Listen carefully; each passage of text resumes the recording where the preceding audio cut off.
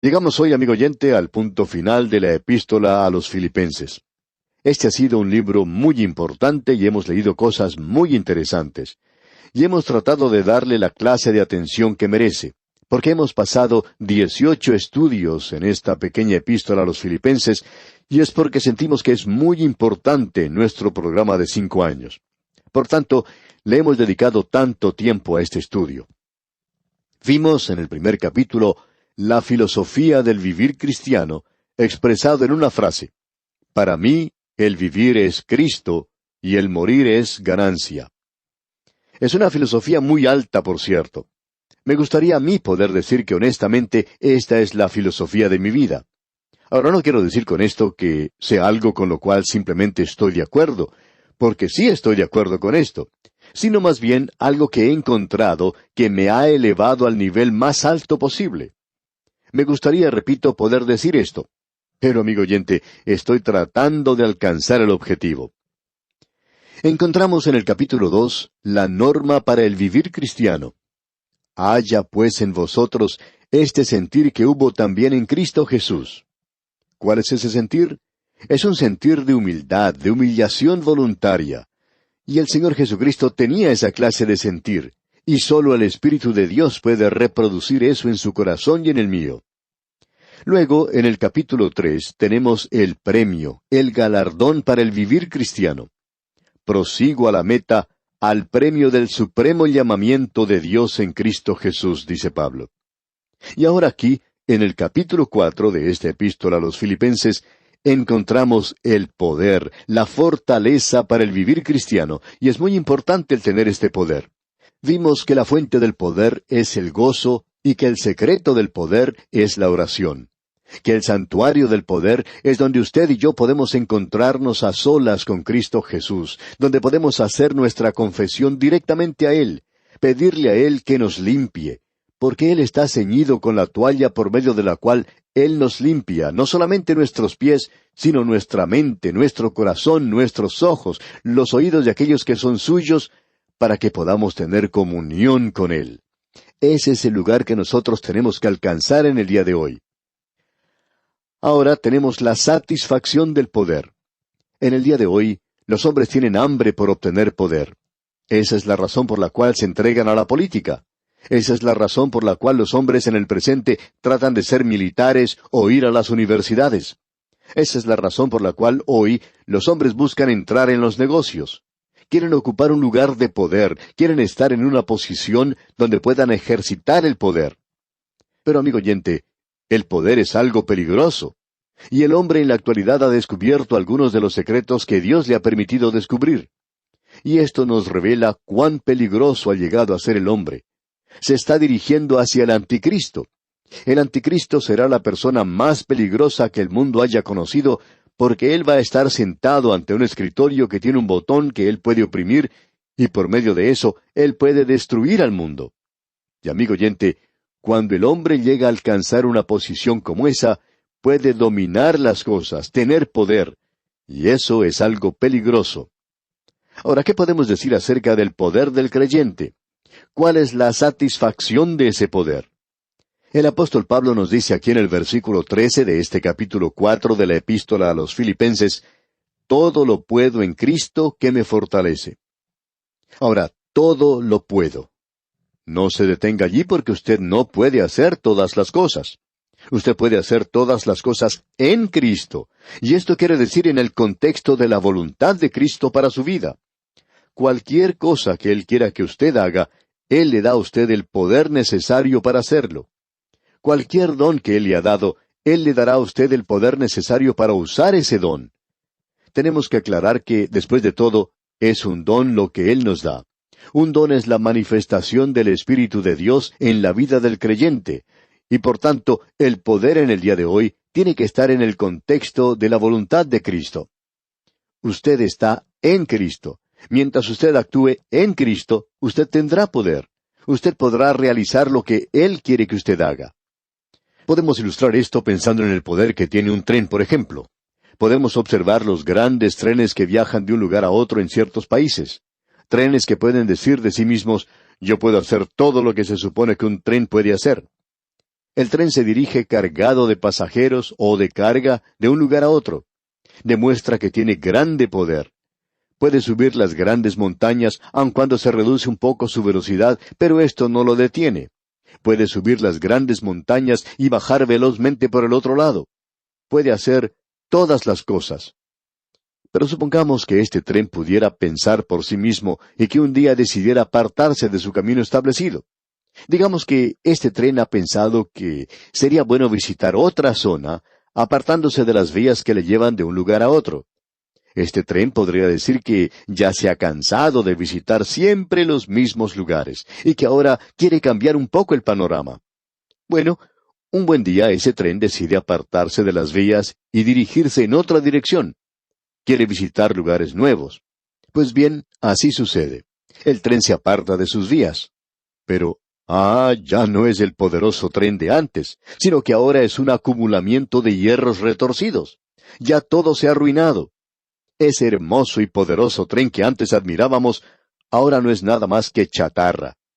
Y se convirtió en eso, amigo oyente, en el momento en que abandonó su vía, cuando dejó su camino. Y eso es exactamente lo que Pablo nos está diciendo aquí. Todo lo puedo en Cristo. Esa es la vía, ese es el camino que nosotros debemos seguir. Y mientras nosotros estemos siguiendo nuestro camino según el contexto de la voluntad de Cristo para nuestras vidas, nosotros somos miembros de su cuerpo, Él es la cabeza. Allí es donde debemos funcionar. Y Pablo nos dice, todo lo puedo en Cristo. Yo no puedo hacer todas las cosas. Si yo pudiera saltar como salta una langosta o un saltamontes, si pudiera hacer eso, saltaría más arriba de este edificio. Podría hasta saltar sobre él. Pero no puedo hacerlo. Yo no puedo saltar tanto en comparación con ese pequeño insecto. Un saltamontes puede saltar mucho comparado con su tamaño. Yo no puedo hacer todas las cosas. Pero sí las puedo hacer en Cristo. Él es quien me da la fuerza, la fortaleza, según nos indica aquí el apóstol Pablo. Él puede darle a usted la fuerza que necesita, amigo oyente. Él puede capacitarlo a usted para hacer las cosas que en su voluntad y en el contexto de su vida cristiana, Él quiere que usted haga. Y amigo oyente, eso le dará a usted una satisfacción profunda, tremenda. Esa es la satisfacción del poder. Hoy Él no está poniendo en mis manos o en sus manos un poder sin control. Él no ha puesto una bomba atómica en mis manos. Él podría hacerlo, pero no lo ha hecho. Sin embargo, Él ha dicho que como miembro del cuerpo de Cristo, si usted funciona en esa posición, Él nos puede dar todo lo que necesitamos. Usted será capaz de realizar aquello que se supone tiene que hacer. Y eso es lo que Pablo nos indica aquí cuando dice esa expresión, todo lo puedo en Cristo que me fortalece. Notemos ahora lo que nos dice aquí el versículo 14 de este capítulo 4. Sin embargo, bien hicisteis en participar conmigo en mi tribulación. Pablo ahora les está hablando a ellos muy claramente. Él ya había aclarado esto ante ellos con anticipación, ¿recuerda usted? Él había dicho, he aprendido a contentarme cualquiera que sea mi situación. Sé vivir humildemente y sé tener abundancia. Es decir que Pablo indica que él estaba donde debe estar. ¿Dónde estaba él? En la prisión en Roma. Y usted debe recordar que los filipenses le habían dicho a él, ¡ay, hermano Pablo, cuán trágico es que usted tenga que estar en esa prisión! El Evangelio está siendo perjudicado a causa de esto. Sin embargo, Pablo tiene que decirles, quiero que sepáis, hermanos, que las cosas que me han sucedido han redundado más bien para el progreso del Evangelio. Estoy ocupando el lugar que Dios quiere que ocupe. Y amigo oyente, no existe ninguna satisfacción igual a esta. Usted puede dedicarse a usar drogas o puede tratar de buscar una satisfacción que el mundo le ofrece. Y también puede participar en todos esos cursos que están apareciendo por allí, por todas partes. Cuán populares son en el presente. Hay muchos que piensan que si toman parte en uno de esos pequeños cursos, que esto resolverá todos los problemas. Amigo oyente, usted no los resuelve de esa manera. Como ya hemos dicho anteriormente, es sólo en el contexto de la palabra de Dios y de la satisfacción del poder que allí existe, cuando nos encontramos en la voluntad de Dios, que vamos a ser capaces de hacer lo que Él quiere que hagamos. Y lo que me ocurre a mí o a usted, amigo oyente, Será de gran beneficio si nos encontramos en Cristo en el día de hoy y si estamos actuando en el contexto de la voluntad de Dios para nuestra vida en el presente. Eso es lo que cuenta en el presente.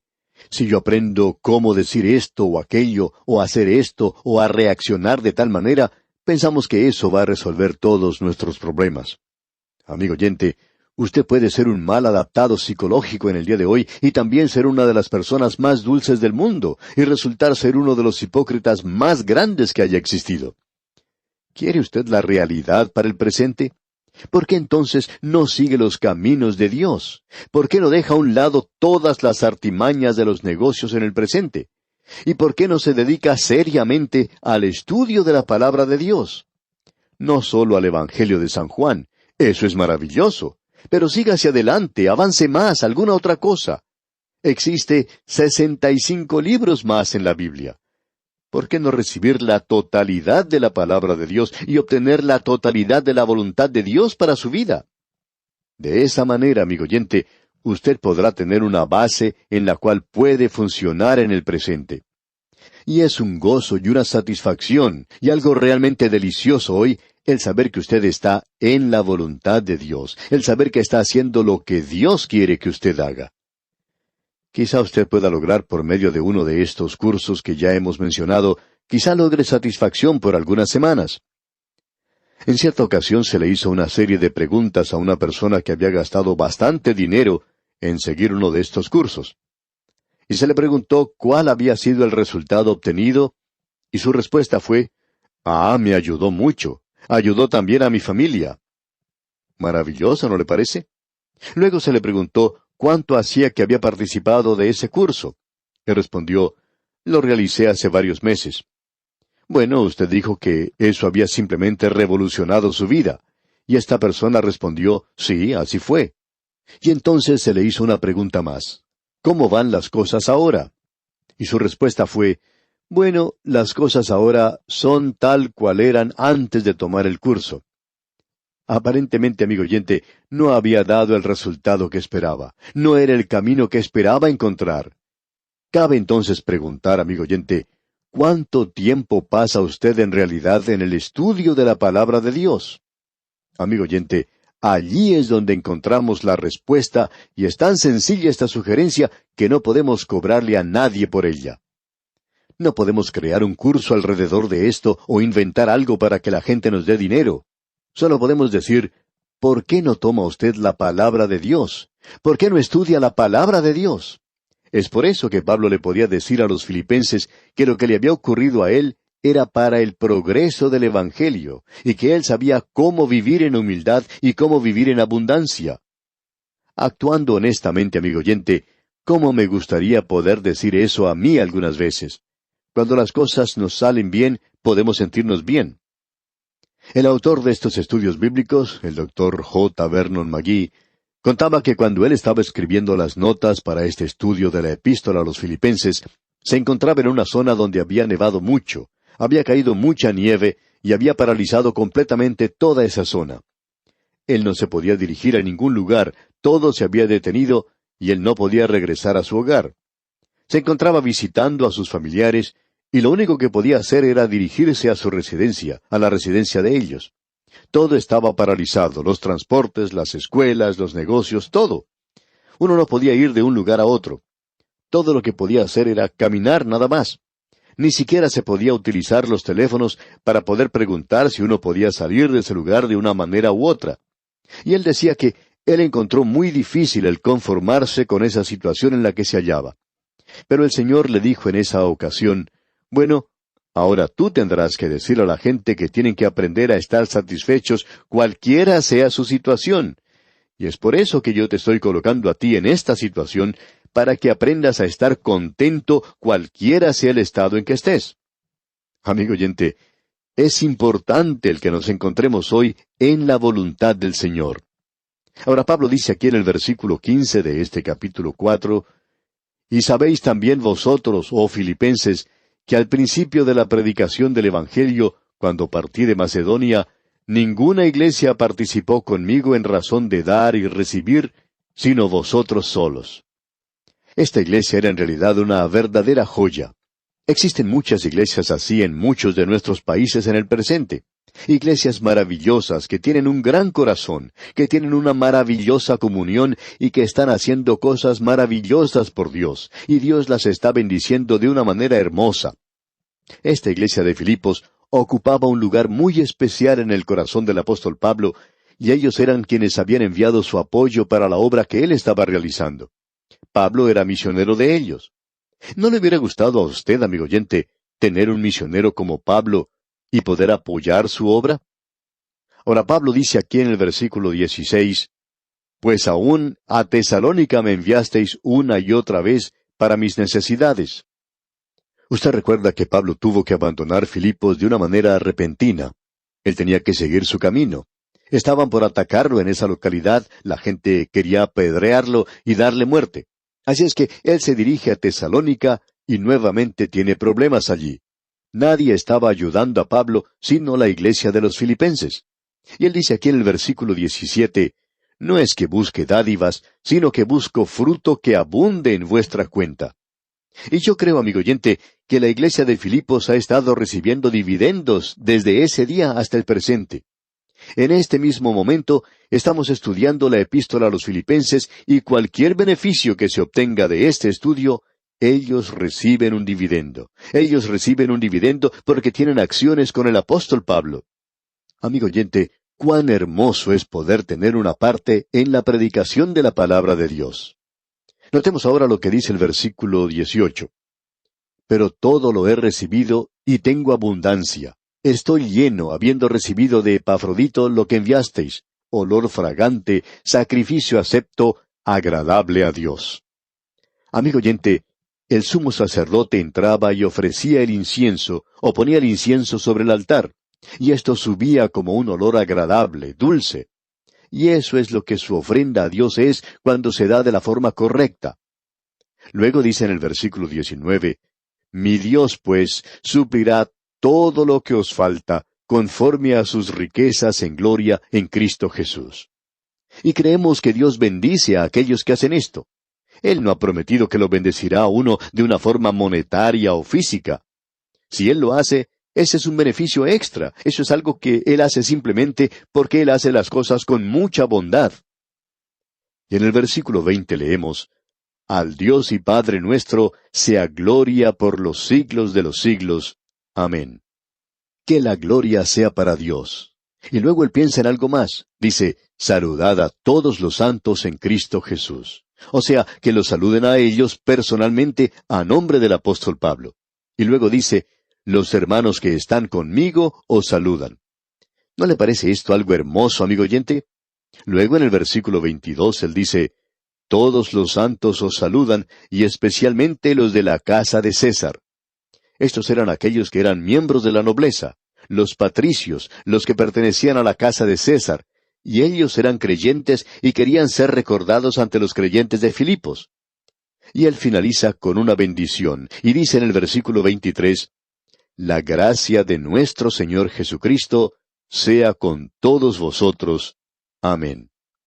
Y nosotros, amigo oyente, también finalizamos este estudio de esta maravillosa epístola a los filipenses con estas mismas palabras. La gracia de nuestro Señor Jesucristo sea con todos vosotros. Amén. Confiamos en el Señor que este estudio haya sido de bendición en su vida, de relación con el Señor. Al despedirnos, oramos fervientemente que el Señor le bendiga en gran manera.